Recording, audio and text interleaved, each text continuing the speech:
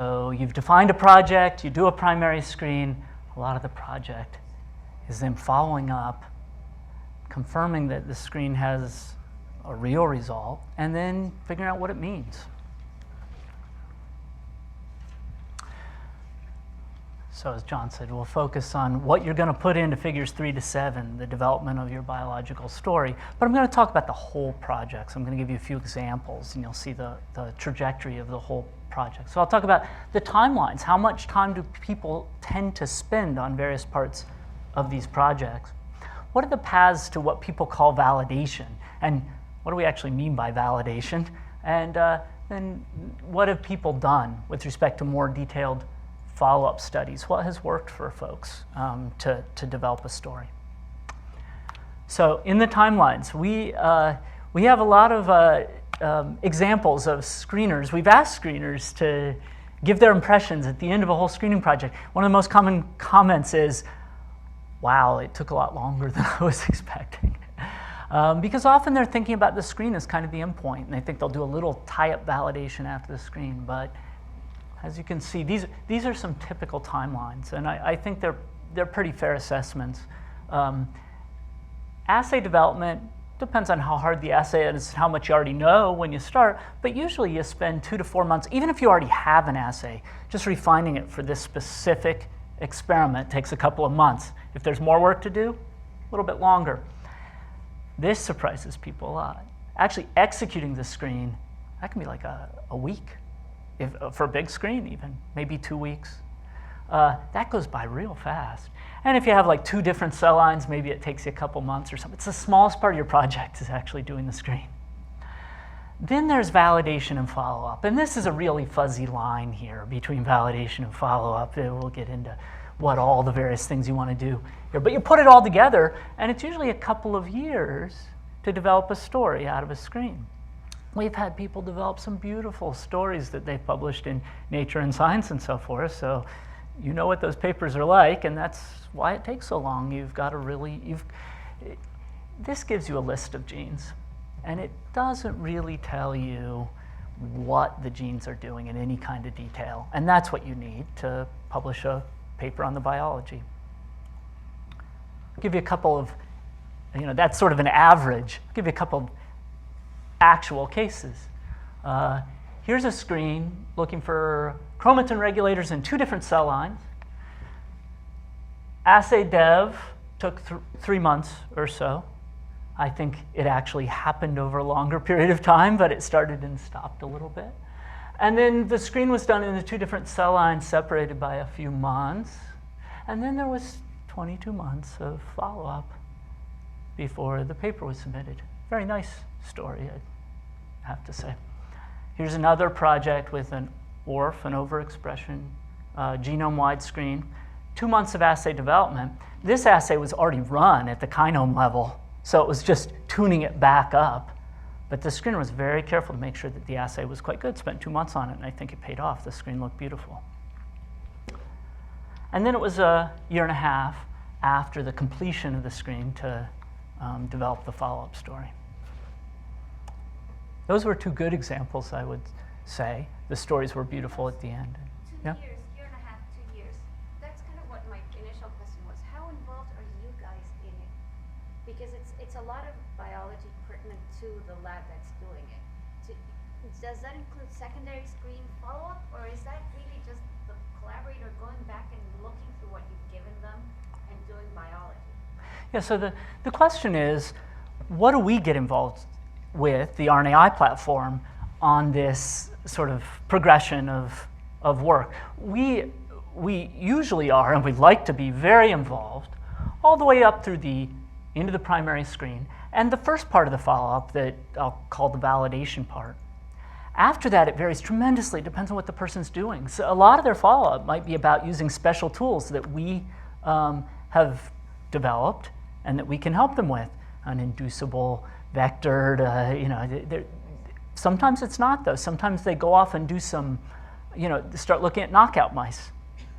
And, we'll check in now and then, but it really depends on the path that they end up following. All right, so screen validation. You could define this a lot of ways. I picked something here. At the end of a screen, you need to follow two paths. Okay? And I'll call the first part of each of these paths validation and the later stuff follow-up. But these are fuzzy lines here at the bottom where I stop calling it validation, start calling it follow-up. But just for convenience, we'll draw a line there. So the two kind of things you want to follow up on after a screen is, first of all, to make sure that you got the phenotype right. Were these perturbations really doing what you thought? And the other thing is to causing the cells to behave the way that you expected. The other is, were the perturbations affecting the gene that they were designed against? And John just talked about the off-target effects. So with respect to confirming the phenotype, the first thing to do is obviously just repeat exactly the assay that you did, or something as close to that as you can. Use the same readout, same cells, and so forth, just the technical verification. Then you go down paths of sort of changing things a little bit, making sure your result is robust to things that you don't want to matter. So for example, if you know of 2 or 3 different assays for, mitochondrial genesis, then you want to make sure you score in those all. You want to make sure it's not an artifact of one particular assay. So looking for a different assay to measure the phenotype, making sure that your hits score there is key. And then also making sure that it's not an artifact of just the one cell line that you screened in, if you did one, or making sure it generalizes adequately. For off-target effects, was it due to the effect of the, or if you need to discount off-target effects? And I'll talk about how to do that. Then we'll get into the further follow-up where you further develop the nature of the phenotype and all the mechanism and everything. And you get maybe some more details about what agent is really causing the phenotype. All right. So some examples. We've already talked about a lot of the things you do with respect to off-target effects, so I just wanted to jump right to some examples. How do you confirm the phenotype's due to the intended target gene knockdown in an RNAi screen? Okay. So one of the things you do is, as John mentioned, a lot of the scoring that we do asks for 2 hairpins, 2 shRNAs that target the gene to have the phenotype.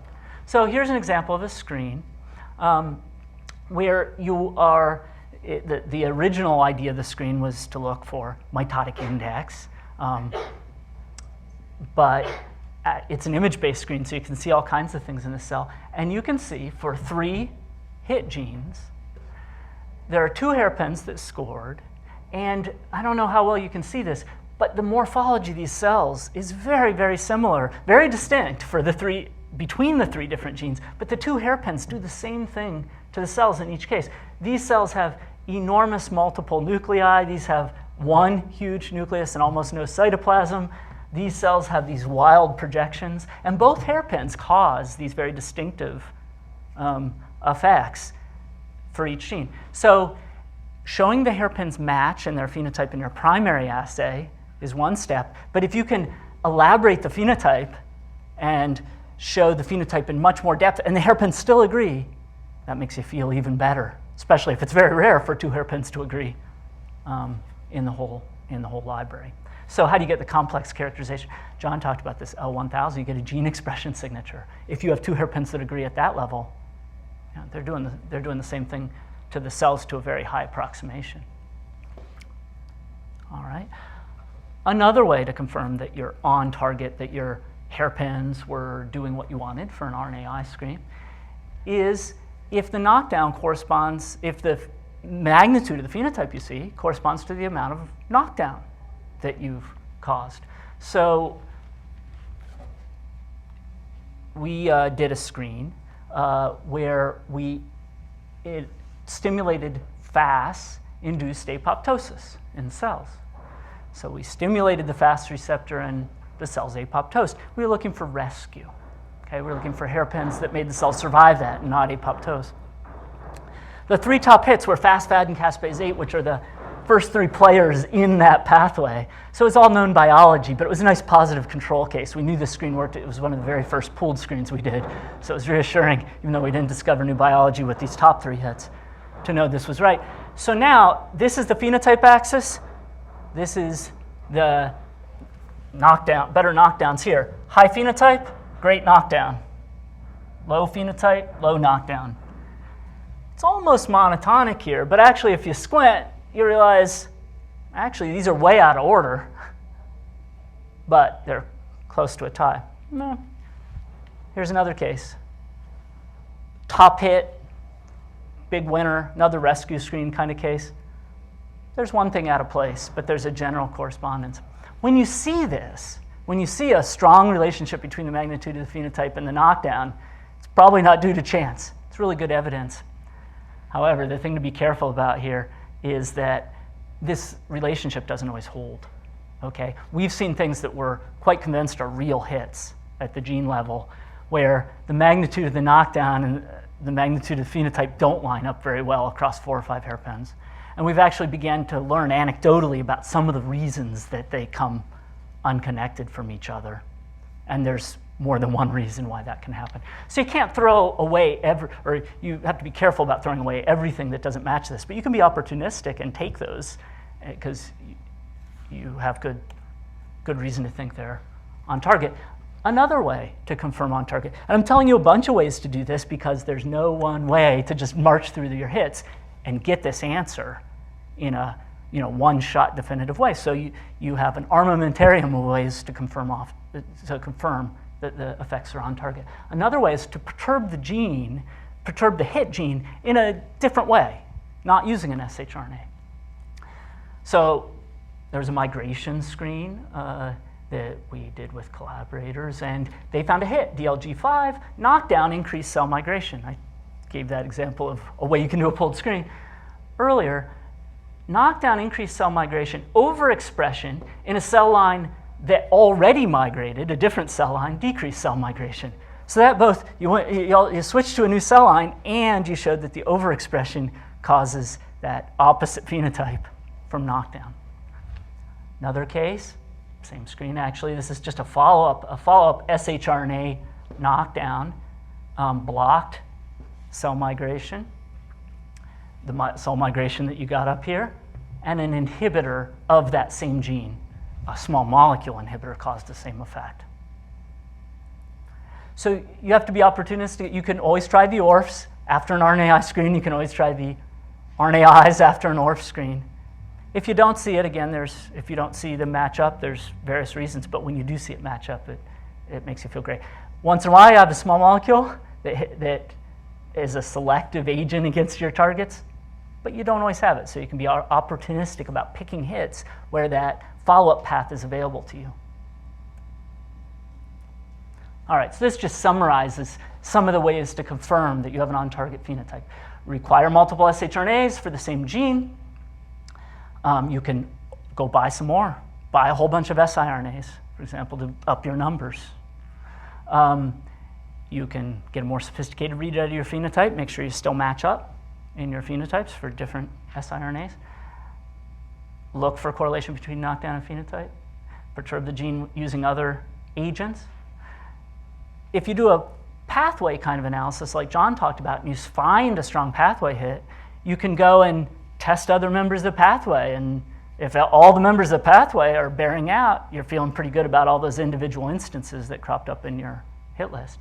And then the gold standard for confirming on-target effect with an shRNA is to rescue with the cDNA. You do the perturbation with the RNAi, you do knockdown, see your phenotype, and then you put a ORF that is mutated not to be hit by your RNAi, by your siRNA or shRNA, and you revert the phenotype. Why wouldn't you always do that? Turns out it doesn't always work very well. When people have gotten that to work, okay, they've often had to fiddle the experiment for several months to find the right timing and doses and everything to get the rescue to work. It's finicky to get just the right conditions to compensate for the RNAi effect, even when you've got a real hit. So if you can do some of these other things first, you might not go for that. But if you get this, it's always worth trying that. And if you get it, you're in good shape. All right. So that's that on-target effect stuff. That's usually thought of as validation, sort of your first follow-ups after the screen to make sure the phenotype's real. I really did see these cells die or apoptose or whatever I wanted to see or express my reporter gene. Now, what's some of this more extensive follow-up look like? I'm going to show you some examples of some real screening projects and show you the paths some people have taken. But first, I'll just go through some of the types of things that people do. On the side of sort of the phenotype and the process that you're investigating, what's the context? You go to other tissue types, other cell lines, an animal model, say. Do you still see these effects? Where do they happen? What other agent? You come in and study the process in more detail. In some cases, people have come up with 10 more genes that act in some process that people only knew 3 genes for before. So it gives you the chance to really flesh out what's going on. We'll look at some examples and elaborate on that. Detailed mechanism. So you knock down this target gene. What's it interact with? How does it cause the phenotype on a molecule by molecule type level? What's the relationship of this gene to, say, a disease that's connected with your phenotype? And a general theme is that if you can bring in other data types besides RNAi to vet your hit list, to cross with your RNAi hit list, that can set you down a good path quickly. I'm not going to go into this. There's a lot of details you could find out about what you're doing to the gene, what matters. I mean, what's it mean when you do something to this gene? There might be one isoform out of 5 that's doing that's having all the effect. This protein might have important, post-translational modifications that matter. You may have to work that all out too. Just learn more about your gene. It's the longest part of the screening project. All right. So here's a screen I've drawn some examples from already. Migration screen. So Gromek, Smolin, and Dan Haber's lab wanted to find genes that were involved in migration of cancer cells. He took a breast cancer line, MCF10A cells, that did not migrate, and he did a pooled screen in a Boyden chamber. So he infected the cells with 50,000 shRNAs altogether, put them in this Boyden chamber, and looked to see which cells came through the membrane. So he could sample from this population that wouldn't travel through the membrane, didn't migrate, and the ones that didn't. He looked for which hairpins were in the cells that were capable of crossing the membrane. Enrichment of these hairpins, these are genes that were blocking migration, in effect. All right, so how'd he follow up on this screen? He started out with 55,000 shRNAs. For each of his replicates, he did 6 replicates, I believe, of this screen, 6 runs through the Boyden chamber. For each one, he took the 1,000 most enriched shRNAs, the 1,000 hairpins that were most represented in the cells that made it through versus the cells that didn't. He asked for the shRNAs to show up at least 2 replicates, but not all the replicates, and he didn't average them because he was worried that he wasn't catching everything in every replicate of this screen. So he didn't want to throw out stuff that didn't show up every time. Okay?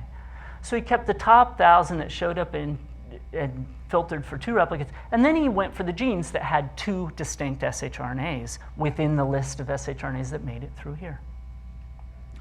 All right, that gave him 163 shRNAs in the screen, 40% retested positive. Is that good, bad? I don't know. It depends on what kind of threshold you used. It would have changed if he'd picked a different number, I suspect. But he got a whole bunch more shRNAs for these genes. Some might have been in the screen and didn't score. Other ones might not have been in the pool to begin with. He added in a whole bunch more. He tested them too. He had a 24% hit rate there. But that was a stringent retest, so that's much higher than the hit rate here. So that was good. And then out of the 34 genes that made it after doing all this, he picked the 31 of them that he saw expression in a microarray experiment in those cells. So he saw evidence the gene was there in the first place. I just marched through this to show what one screener did to try and narrow down to the genes that he wanted to chase. There's a lot of ways to do this, and there's not one right answer. But this worked out pretty well for this guy, so it's good to see how he did it. So what did he do next? Okay, he's got these 31 genes, and the next thing he did is just to make sure that they were working. He tested 1 hairpin at a time on dishes. He did a scratch assay, and he also did a membrane type assay like this. So control hairpins, no cells migrate. He takes an individual hairpin and saw like this, saw phenotypes ranging from slight increase in cell migration to huge increases. And a lot of hairpins look like that. These weren't subtle phenotypes. Okay, good. These hairpins are really doing a lot. Then he chased a hypothesis that he had coming into the whole screen. He thought he was going to find EMT genes, epithelial to mesenchymal transition genes. That was his expectation. That's what he thought he was going to write his paper about. Well, he sort of saw something here. He saw increase in fibronectin. He saw an increase in mesenchymal markers, but he didn't see a decrease in epithelial markers. And he was pretty unhappy at this point, because that's what he thought he was going to write his paper on. It didn't all add up.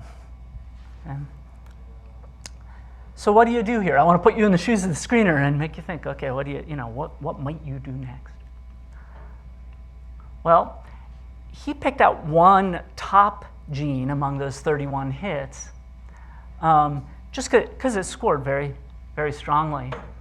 And he decided to do some extra work on that. He saw that he could induce migration by another means, and he saw that this hit gene was downregulated when he induced migration. So that's good. It's on the path to migrate. If you cause migration by some alternative means, this gene goes down. Well, that's a hint. Maybe that gene's interesting. So he went to the trouble of overexpressing this gene in a different breast cancer cell line that already migrated. Overexpressing it blocked the migration of this cell line. So that's good. Good for gene specificity, good for going to a separate cell line, seeing the opposite effect in a cell line that started on the other side of the phenotype. And at this point, this is when he really knew he had something, a story to tell, although there's more. But he compared to a completely different data set. He went and looked for this gene. Now he's feeling very confident this gene's in play in the migration phenotype. And he looked at patient data, breast cancer patient data, and he saw there were expression arrays done on a bunch of these tumors. And he saw that the aggressiveness of the tumor, the grade, related to the expression level of this gene. All right, so now he's connected it to the disease in vivo. So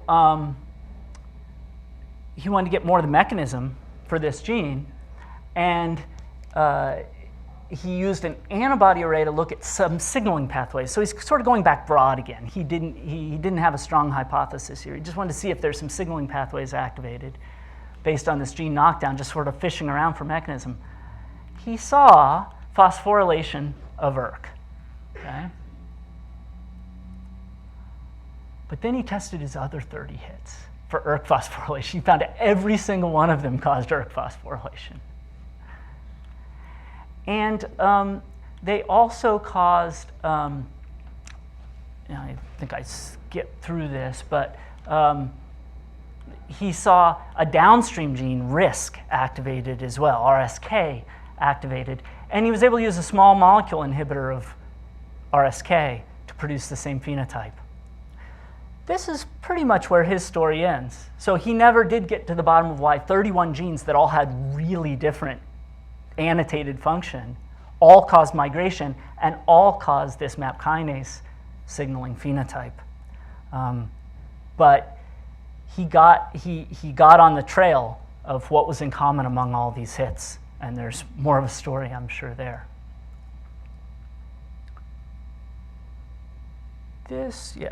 So here's another example. Ron Feierstein in Bill Hahn's lab he's an oncologist, and he was interested in colon cancer. He knew that Wnt signaling was activated in nearly all colon cancers by APC loss or by GLF mutations in gain of function in beta-catenin.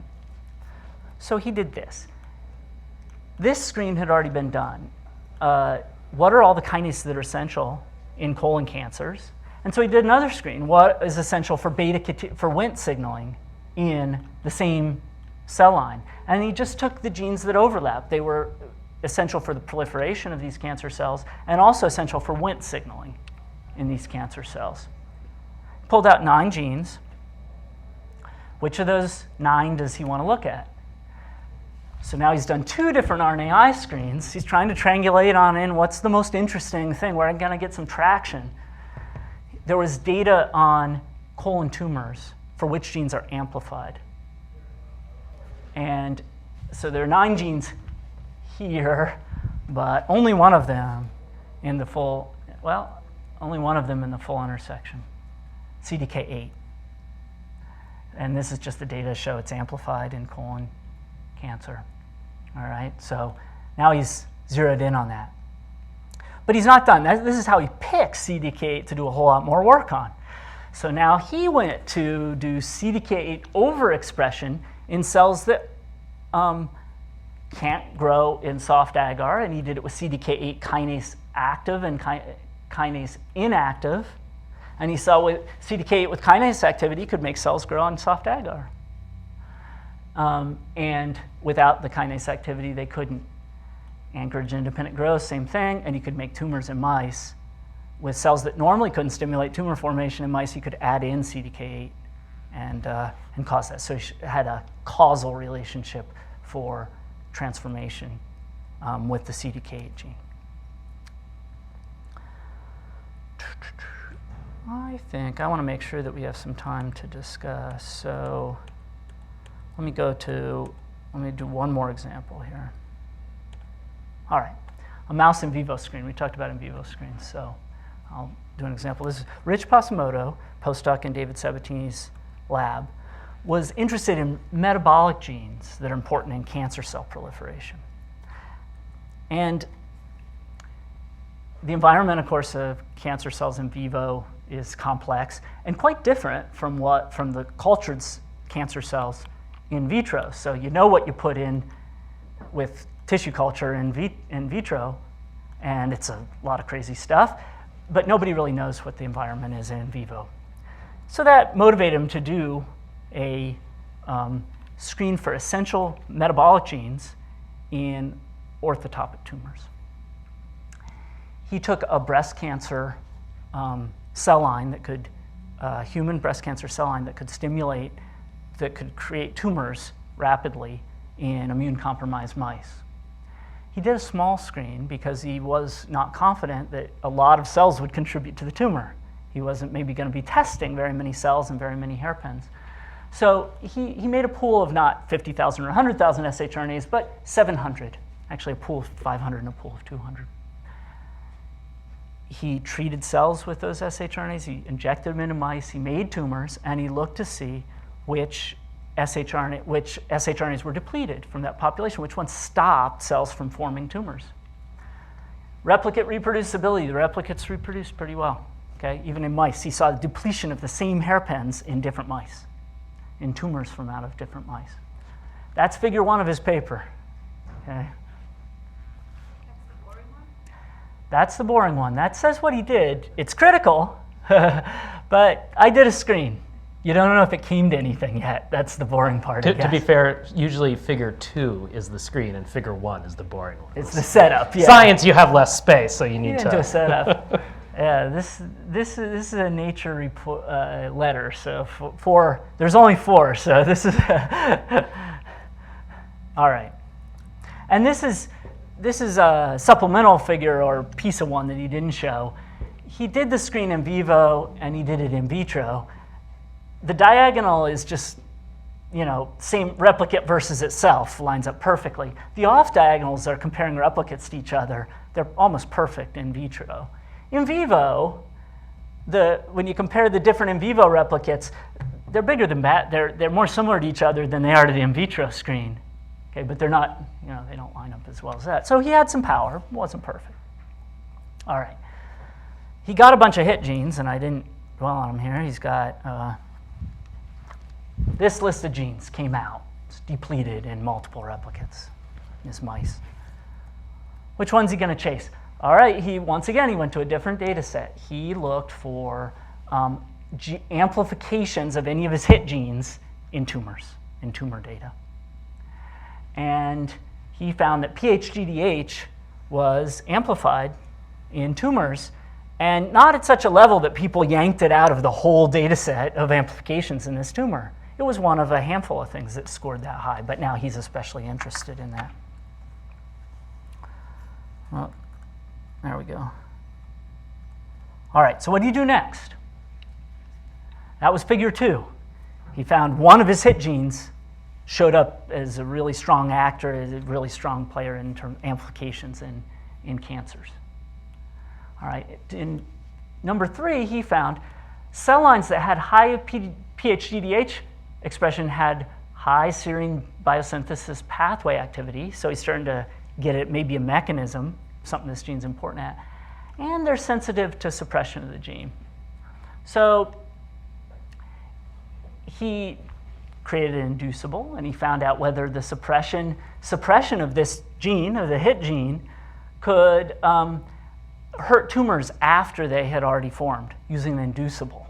Okay, so he let the tumors form first, and then hit them with the hit, and then turned on the hairpin. That worked too, so that's good. That's showing he's really seeing an interesting in vivo phenotype. Now, in this late figure, he has kind of a problem here, and then he fixes it. And this is really kind of the way it played out to the extent that I was interacting with Rich. They grew cells in media that has lots of serine, and plenty of serine was going into the cells. So for a while there, you thought, oh, it's serine biosynthesis pathway. That's what this enzyme is in.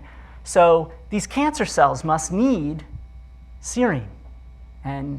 But you gave the cells plenty of serine, and they were still killed by knocking down PHGDH. All right?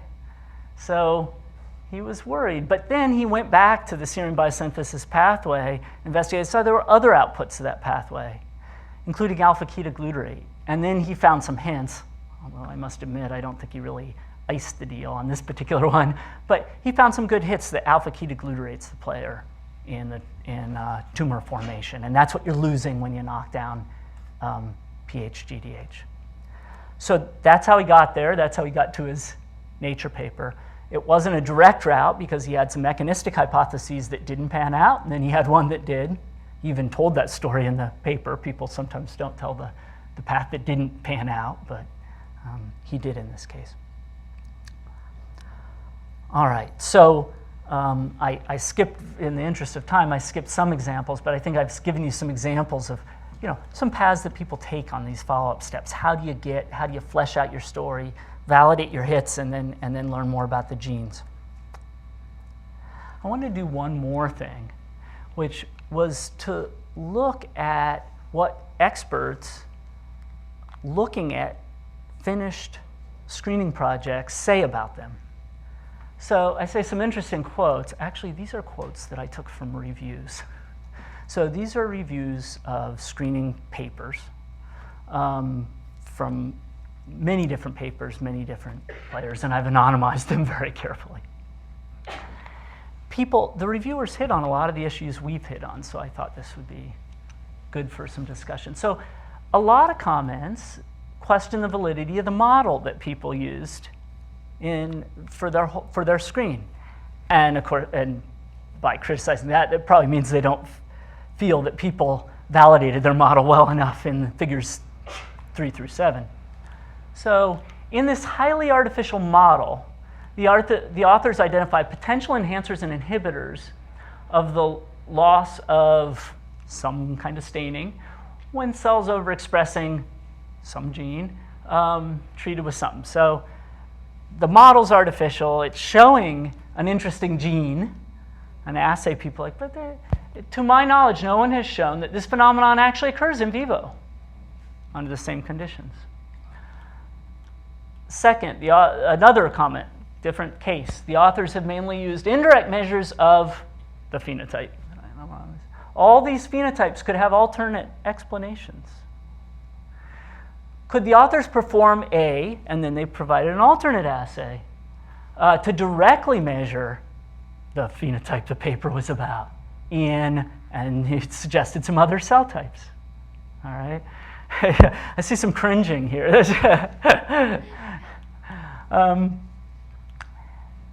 Since they use a model of some gene overexpression rather than the endogenous gene, it's difficult to know whether this modifier, whether the hit gene regulates the endogenous version of this. Maybe it's just about this fake model.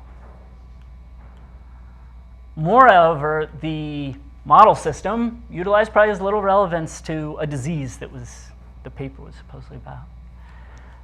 Just a few comments about not enough follow-up, a few about not enough validation. I'm just going to give you one example of each, and then I want to get a chance for you guys to talk. So, not enough follow-up. The mechanistic part of this study is not sufficient to unequivocally support the presented hypothesis. Not enough validation. The authors should dissipate any potential concerns of off-target effects by performing a phenotype rescue experiment with an RNAi-resistant versions of the inactivated genes. They wanted the gold standard. Okay, not every one of these reviewer comments necessarily had to be answered to bring the paper up to the standard to get published, but they're all concerns that come up a lot, and it makes it very real, I think, to see what people have really poured through the papers think about them. So at this point, I don't know, John, if we've come up with a couple themes in validation and follow-up, and you've got to get the specificity of target gene, you've got to elaborate your model, and you've got to do some mechanistic follow-up. You can bring in orthogonal data types, other things. With respect to all of these, one point I'd like to make is some of these things you can do way up front. So if you're going to use some more orthogonal data, if you're studying colon cancer or something, you know how to find the data on colon cancer before you run your screen. Do it before you find your screen, before you design your screen. You might discover, I am going to take my hit list, I'm going to cross it to this tumor data, and I only care about the stuff that matches up. Maybe you should only screen the stuff that's in that other list. Or you should at least pick your model system so you think it's got the best chance of aligning with the other data that you're going to compare to. Don't wait until the screen's over. When you get your hit list, a lot of people come into the screen thinking, when I see that list of hits, I think I'll know what to do. You know, I'll look at those gene names, I'm gonna see some genes I like, or I bet I'll see a pattern. I think our experience is it's not a good idea to count on that. Maybe 10% of the time you're like, oh geez, you know, this pathway is all over the place, it's in there. Sometimes that happens. Much more often, it's like, wow, here's a big list of genes. They're all over the map, like the migration screen I showed you. What do I do now? An awful lot, the answer to that question, a lot of it you can answer before you had the hit list, and you should, because it might change your mind about exactly what screen you do. Yeah, I mean, I mentioned several times dealing with sort of the emotions or the culture of doing screening. You know, there's that, when you're in the lab, you know, you want to start doing stuff. But oftentimes, if you do the wrong things, you're so eager, well, here's the model that I have, so I'm going to start using it. But if it's not the right model, forget it. You know, so it really, you know, thinking through, okay, once I have my list of genes, what am I going to do for figures 3 through 7? If you can't answer that question, you shouldn't start generating figures 1 and 2. Yeah. Yep. So with that, we do have a hard stop at 3. Apparently there's something in the room at 3. Oh, okay. So the BroadE folks asked me to ask you, you can fill this out online. It's been emailed to you. And I can't say that failure to do this won't prevent you from joining future BroadEs. Or ever screening with the RNAi platform. Sounds like you were given a read this, I did. So that's the end of this workshop. But if you're interested in any of these topics, come see us, come talk with us about work that you would want to do. You know, whether it's a screening project or just using any functional genomics tools. Every project's unique, so that was one of the messages. So just come see us. Go to the website, see what we've got, and get in touch with us. Thank you.